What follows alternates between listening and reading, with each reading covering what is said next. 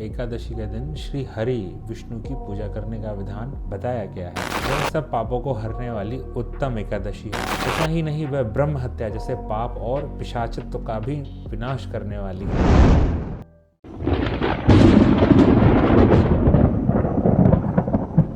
दोस्तों, मैं गिरिराज सिंह आपका दशादशी चैनल में स्वागत करता हूं। हम ऐसे ही धार्मिक कंटेंट से भरे वीडियोस लाते रहते हैं। अगर आप इस चैनल पर नए हैं तो आगे बढ़ने से पहले इस चैनल को सब्सक्राइब कर लें ताकि आपको ऐसे ही इन्फॉर्मेटिव वीडियोस हर दिन मिलते रहें।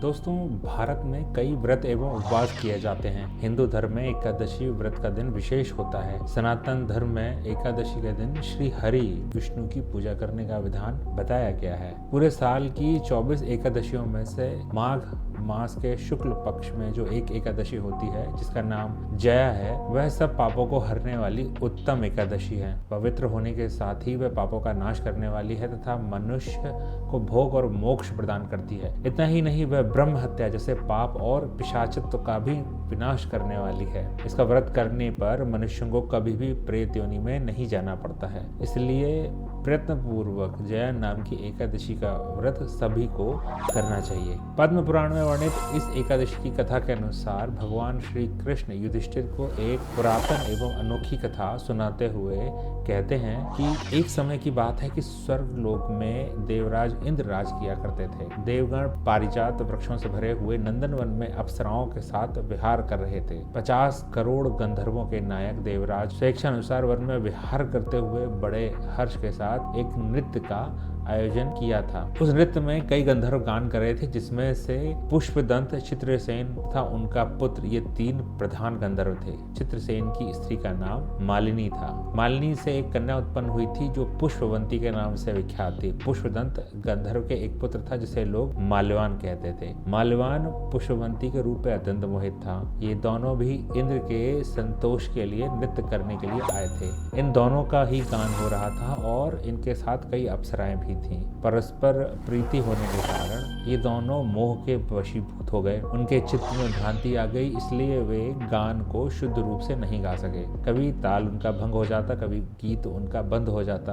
देवराज इंद्र ने इस प्रमाद पर विचार किया और इसमें अपना अपमान समझकर वे कुपित हो गए। अंततः इन दोनों को वो श्राप देते हुए बोले कि अरे मूर्खों, तुम दोनों को तो धिक्कार है। तुम लोग पतित हो और मेरी आज्ञा भंग करने वाले हो। अतः पति पत्नी के रूप में रहते हुए पृथ्वी लोक पर तुम पिशाच योनि में निवृत्त हो जाओ। इंद्र के इस प्रकार श्राप देने पर इन दोनों के मन में बड़ा दुख हुआ। फिर भी वे हिमालय पर्वत पर चले गए और गंधर्व योनि त्याग कर पिशाच योनि पाकर भयंकर दुख भोगने लगे। शारीरिक पातक से उत्पन्न ताप से पीड़ित होकर दोनों ही पर्वत की कंदराओं में विचरते रहते थे। ऐसे कई साल, कई वर्ष, कई शताब्दियां बीत गईं। एक दिन उस पिशाच ने अपनी पत्नी पिशाचनी से कहा कि हमने पता नहीं ऐसा कौन सा पाप किया है जिससे ये हमें पिशाच योनि प्राप्त हुई। नरक का कष्ट अत्यंत भयंकर है और उसमें भी पिशाच योनि बहुत ही दुख देने वाली है। अतः पूर्ण प्रयत्न करके हमें किसी भी प्रकार के पाप से बचना चाहिए। इस प्रकार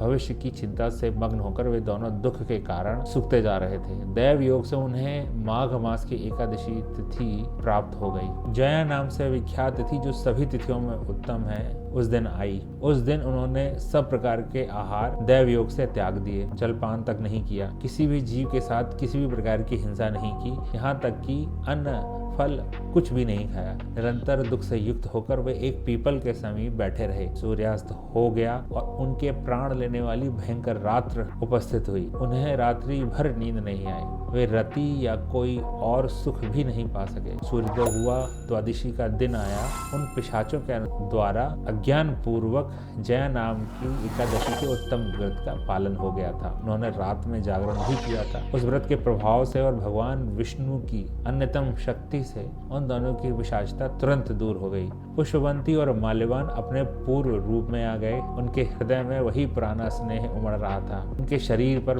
पहले जैसे ही अलंकार शोभा पा रहे थे। वे दोनों मनोहर रूप धारण करके विमान पर बैठे और स्वर्गलोक में चले गए। वहां देवराज इंद्र के सामने जाकर दोनों ने बड़ी प्रसन्नता के साथ उन्हें प्रणाम किया। उन्हें इस रूप में उपस्थित देखकर इंद्र को बड़ा विस्मय हुआ। उन्होंने पूछा, ये बताओ कि किस पुण्य के प्रभाव से तुम दोनों का पिशाचत्व दूर हो गया है। तुम मेरे श्राप श्राप को प्राप्त हो चुके थे, फिर किस देवता ने तुम्हें उसे छुटकारा दिलाया है? माल्यवान बोला, हे स्वामी, भगवान वासुदेव की कृपा और जया नाम की एकादशी के व्रत से हमारी पिशाचता दूर हुई है। देवराज इंद्र ने कहा, तो अब तुम दोनों मेरे कहने से सुधा पान करो। जो लोग एकादशी के व्रत में तत्पर और भगवान श्री कृष्ण के शरणागत होते हैं वे हमारे भी पूजनीय हैं। भगवान श्री कृष्ण अंतोगत्वा श्री युधिष्ठिर को कहते हैं कि हे राजन, इस कारण इस एकादशी का व्रत करना चाहिए। हे नृपश्रेष्ठ, जया ब्रह्म हत्या का पाप भी दूर करने वाली अद्भुत एकादशी है। जिसने जया एकादशी का व्रत किया है उसने सब प्रकार के दान दे दिए और संपूर्ण यज्ञों का अनुष्ठान कर लिया है। इसके महात्म्य को पढ़ने से और सुनने से